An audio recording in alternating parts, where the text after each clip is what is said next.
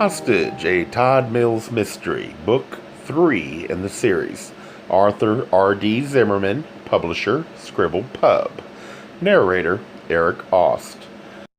Chapter 20. Slumped into the soft folds of his black leather couch, Todd just sat there in his dark apartment, overwhelmed with shock and confusion.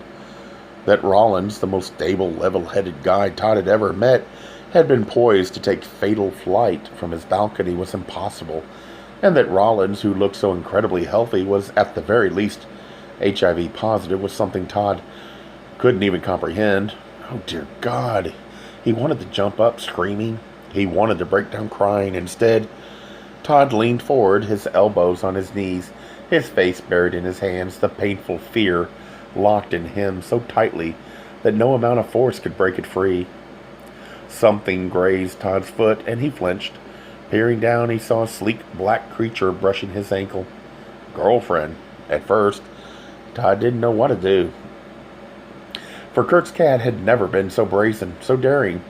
As he watched, she did it again, turning around, sauntering up to him, slowly twisting her head from side to side in that seductive kitty way that says, "You simply must love me."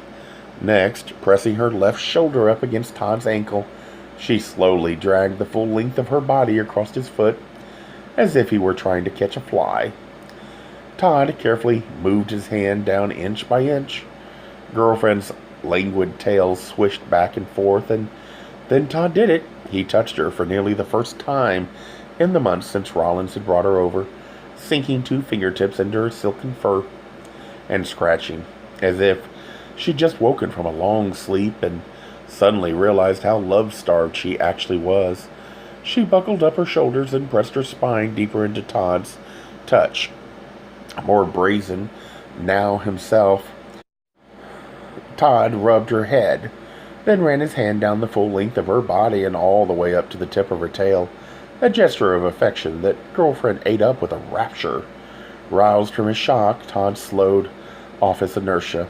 He'd just let Rawlins prance right out of here. What a complete and utter fool. He stroked girlfriend one last time and then rose to his feet. Maybe it wasn't too late. Maybe he could catch Rawlins somehow. They'd get through this. HIV and AIDS were way bigger than one person alone, but together, Rawlins and he could make it, or at the very least put up the best of all possible fights. And they really were doing amazing things with drugs these days. No, the AIDS epidemic was far from over. So few people could afford the new drugs, but they were making real substantial progress. Just because you were HIV positive didn't have to mean you were going to die, and the longer Rawlins could stay healthy, the better the chances were for his long-term survival. Who knew? It could even be tomorrow or the day after that the scientists of the world discovered a single pill to rid the body of HIV. Oh, God, thought Todd. What a chump he was. He should have tackled Rawlins with a hug, held him, and not let him go. Of course, this wasn't going to be the end of their relationship. There was no way Todd would walk out on him, particularly not now. With his coat still on, he darted out of the apartment down the hall. It took forever for the elevator to come, and when it did, it took forever to descend.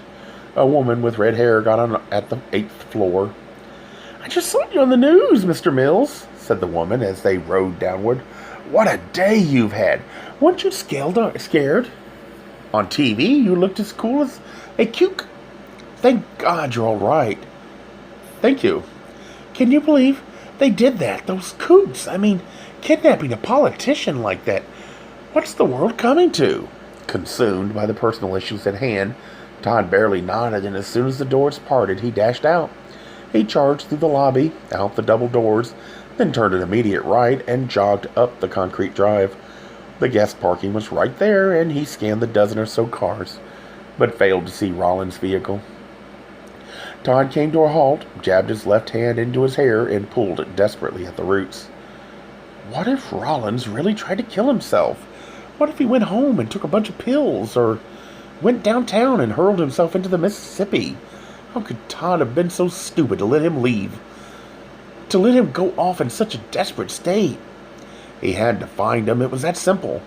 Todd hurried back in, passing through the lobby, up the single flight of stairs, and into the residential parking garage. It was a cold, gray space. and he again burst into a jog.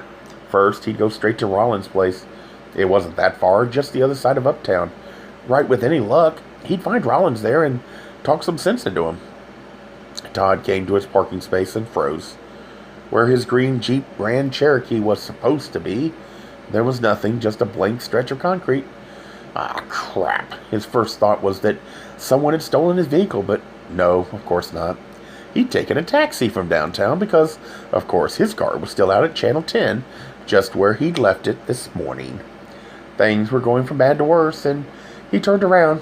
Okay, now what? If Janice were in town, he'd call her and make her come right over, but she was gone until the end of the week, and he couldn't beg or borrow a car from a neighbor because he barely knew anyone in the entire building. For privacy's sake, he'd gone out of his way to remain as anonymous as possible. So, he'd have to get another taxi, and God only knew how long that'd take. This wasn't New York. You couldn't step off a curb and just hail a cab. He'd have to go to the front desk, have the security guard call one of the taxi companies, and then wait 10 or 15 minutes for a vehicle to come. Oh, shit, he thought. Why had he let Rawlins go? Hoping that he'd somehow be able to catch him, Todd broke into a run. He jogged out of the garage and down the flight of stairs and burst through a door into the lobby. As he rushed up to the security desk, he saw a limousine, a handsome black Cadillac, parked just outside the front door. The chauffeur was just setting down the last of 3 suitcases and a golf bag, and a very tanned man was peeling off some money, while his wife scurried out of the cold and inside. "Is there something I can do for you, Mr. Mills?" asked the security guard, poking his head out. "Maybe not." The guard then turned to the bronzed woman, calling, "Welcome home, Mrs. Fitzgerald. How was Hawaii? Did you have a good flight back?" "Everything was perfect, but, ish, I can't believe there's still ice on that lake out there." Todd scooted right by her, out the door, past the woman's husband, then around the front of the limo. Waving, he got the attention of the chauffeur, who was just opening the driver's door. "Hey," began Todd, "I have an emergency, and I don't have time to wait for a cab. I need a lift, just a couple of miles. Will $50 do?" The driver, a young man with blonde hair and wearing a black uniform, looked at him and, without a pause, replied, $50 will do quite nicely, sir." "Great." Todd opened the rear door before the chauffeur had a chance and threw himself into the deep, cushy seat. As the driver started up the car and began to pull away, Todd gave him Rawlins' address. What choice was there? Where else could he look? Rawlins had said something about looking for someone else, some other guy, but who in the hell could that be? Wait a minute, thought Todd as the limousine turned right onto the parkway. Maybe Rawlins hadn't parked in the guest parking area after all. Perhaps he just pulled over on the parkway, as he sometimes did. Hoping that was the case, that Rawlins was parked somewhere on the street and was slumped in his car, pondering his life. Todd turned around and looked out the rear of the Cadillac. Along the well-lit road was a string of cars, but none of them belonged to Rawlins, not even the one with the blazing headlights that pulled out after the limo. Gay Mysteries audiobooks. I think it is easy to hate a label, but a face humanizes the word. So this effort is twofold: to offer comfort to those like myself that your world didn't end because you don't fit into the view of acceptable society on both sides, and in hopes of helping those with family that are LGBTQ, that it doesn't mean we are aliens from the child they once knew.